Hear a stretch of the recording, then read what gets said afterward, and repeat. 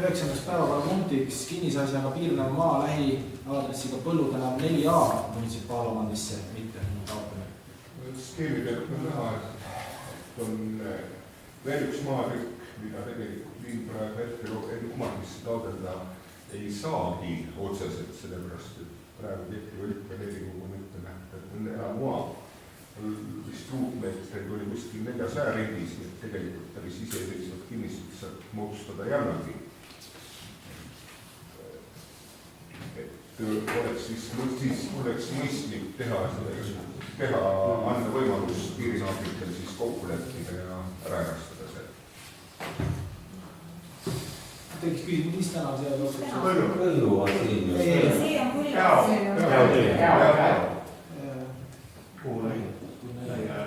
PPM-i Kosekülas.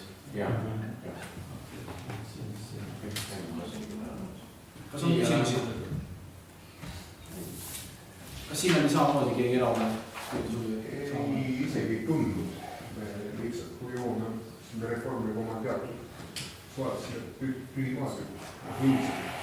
Minu arvates ei ole mõistlik, et linn sellise väikse maatüki endale taotleb.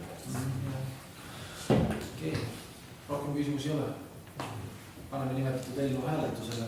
Kes on selle poolt, et kinnisasjaga piirneva maa lähiaadressiga Põllu tänav 4A munitsipaalomandisse mitte taotleda, palun anda käemärk. 13 poolt hääl, seega on vastu võetud. Viimaseks